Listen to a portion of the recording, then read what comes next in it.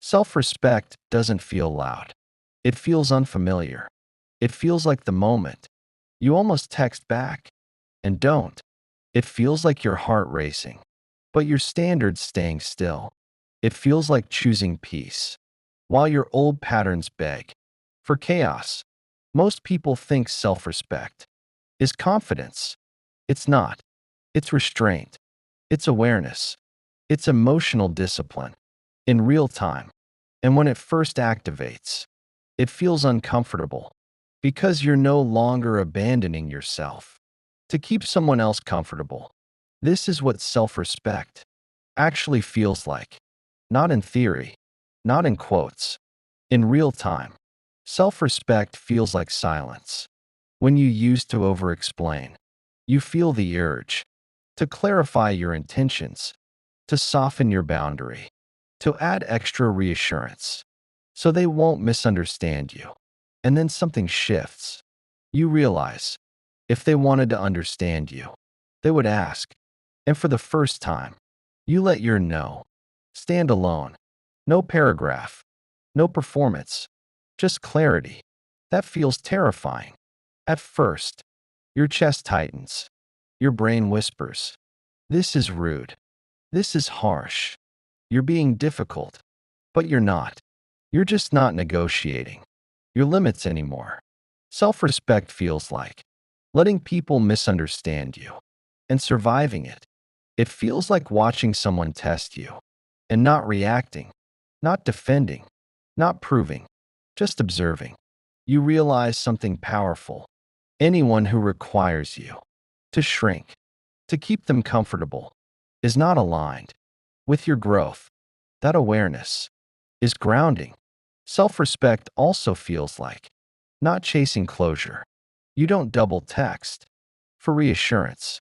You don't demand explanations from emotionally unavailable people. You don't beg for clarity from someone committed to confusion. You accept behavior as communication, and that acceptance is strangely peaceful because clarity ends anxiety, even when the clarity hurts. Self-respect feels like choosing long-term peace over short-term validation. It feels like walking away while your ego screams to win. It feels like refusing to compete for attention you shouldn't have to earn.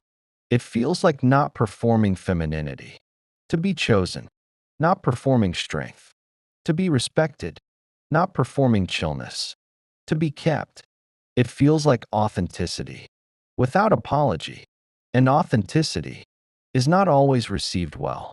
Some people benefited from your self-doubt, from your overgiving, from your tolerance.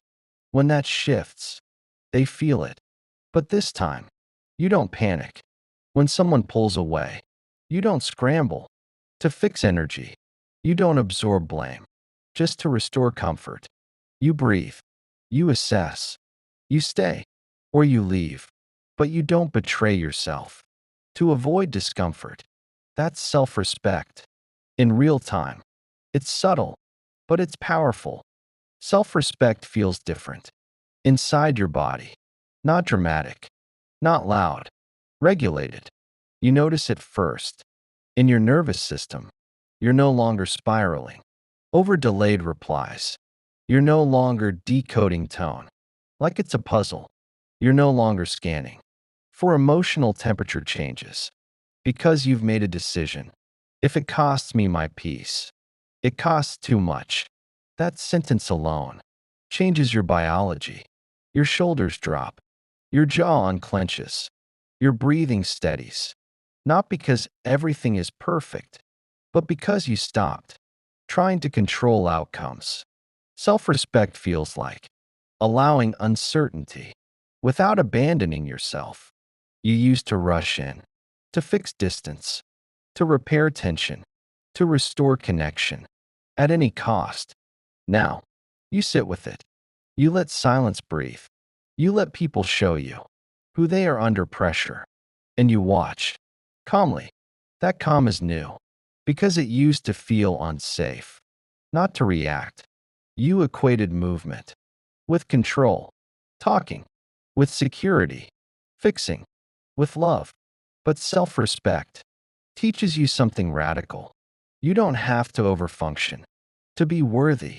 You don't have to chase to be chosen. You don't have to prove to be valued. And when you truly believe that, you stop auditioning. Self-respect feels like dropping the audition. No more perfect responses. No more strategic softness. No more calculated detachment. You just show up as you are. And if that's too much, you let it be too much. For the wrong person, that's the shift.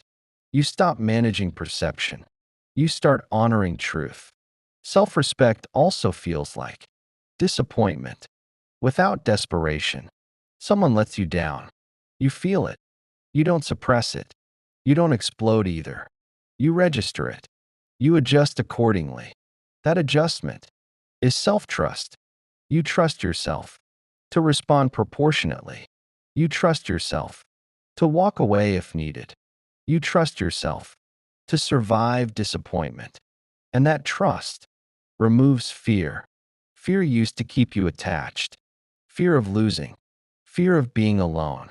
Fear of not being enough. But self-respect replaces fear with discernment. You don't cling anymore. You evaluate. You don't overextend. You reciprocate. You don't collapse into anxiety. You observe patterns. And when patterns repeat, you believe them without debate, without excuses, without rewriting reality. Self-respect feels like accepting truth, even when your heart wants fantasy. It's mature, it's grounded, it's steady, and steady is powerful because steady doesn't beg, steady doesn't chase, steady doesn't compete, steady decides. You start noticing something else. Your circle shifts. Some people feel uncomfortable around you now, not because you changed negatively, but because your tolerance dropped. You don't entertain gossip. You don't entertain disrespect. You don't entertain emotional inconsistency. And that standard filters access. Self-respect feels like becoming selective without becoming bitter. You're still warm, still loving, still feminine. But now there's structure. Now there's clarity.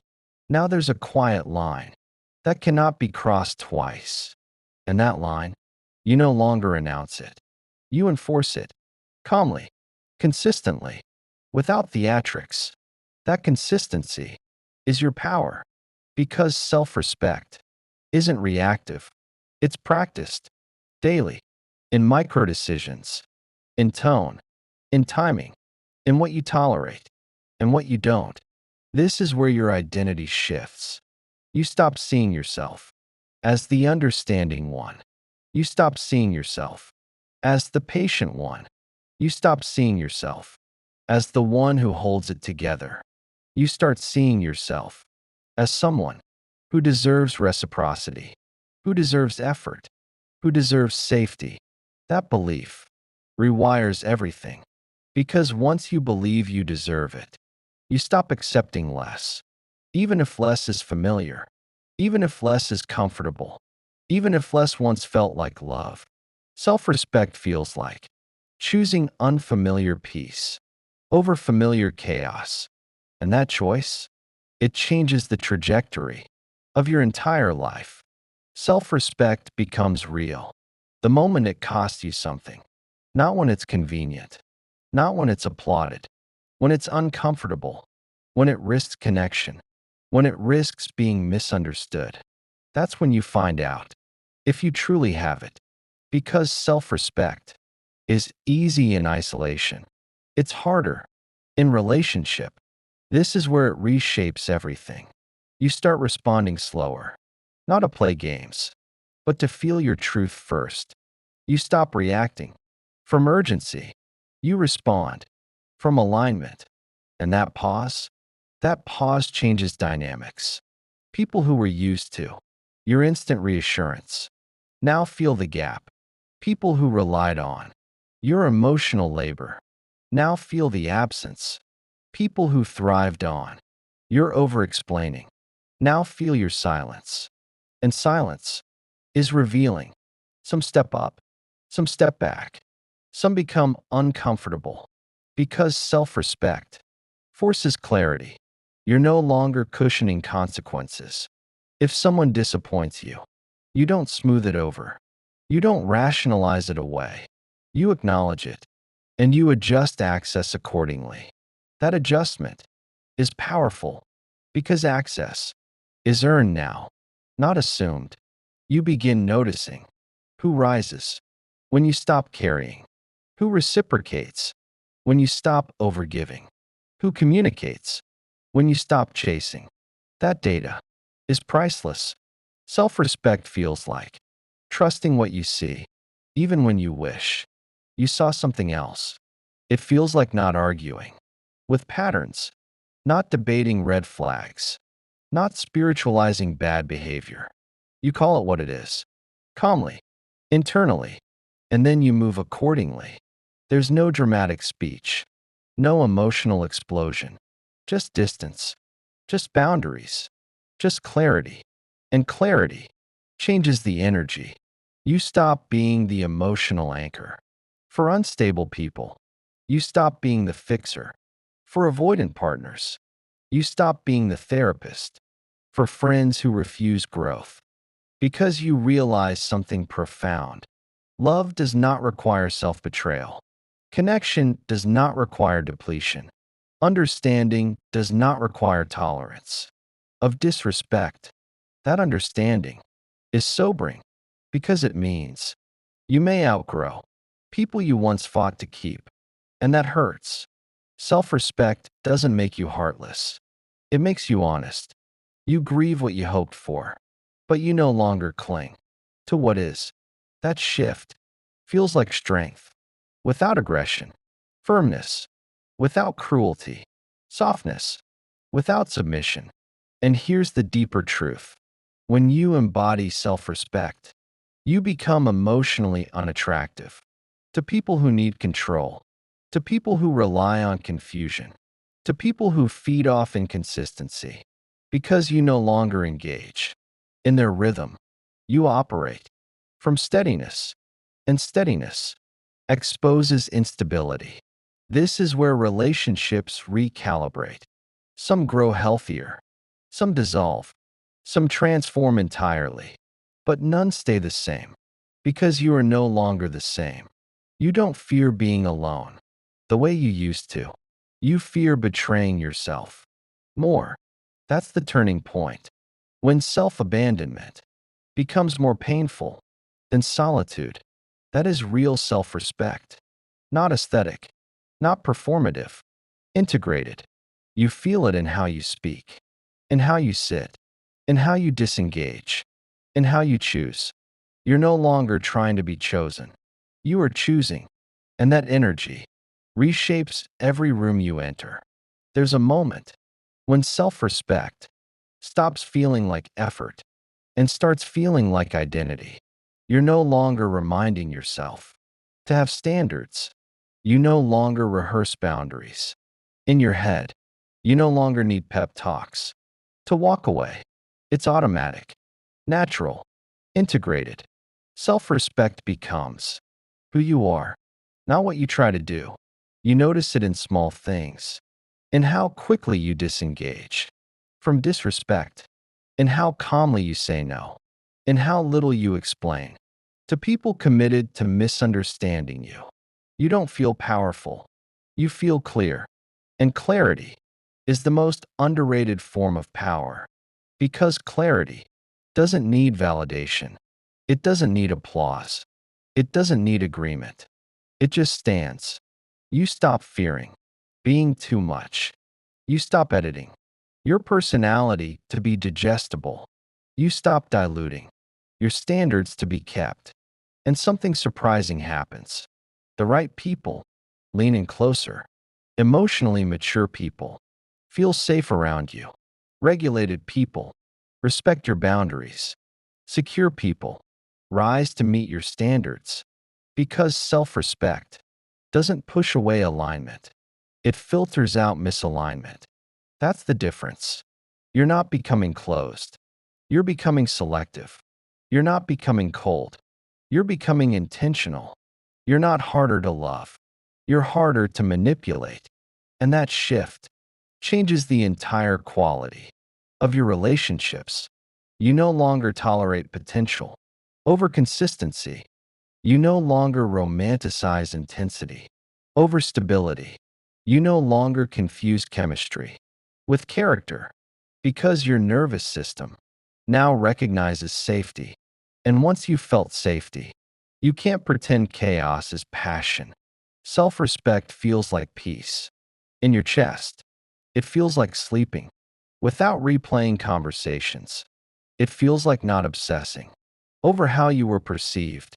It feels like trusting that the right people won't require you to abandon yourself. That trust is freedom, and freedom is magnetic. You don't have to prove your worth. You don't have to convince anyone of your value. You don't have to chase clarity from those committed to confusion. You simply align, or you leave, and you leave without drama, without revenge, without long explanations, because self-respect doesn't seek closure. It creates it. This is what it feels like in real time, not glamorous, not performative, grounded, steady, unshakable. And once you feel it, truly feel it, you realize something powerful. You were never asking for too much. You were asking the wrong people. Now, you don't ask. You observe. You choose. You move accordingly. That's the shift. That's the standard. That's the woman who no longer negotiates with her own worth. If this resonated with you, if you felt that quiet strength rising, subscribe to Depth of Us. This is where women stop shrinking and start standing. And if you know someone who is learning self-respect in real time, send this to her. Because this isn't arrogance, it's alignment.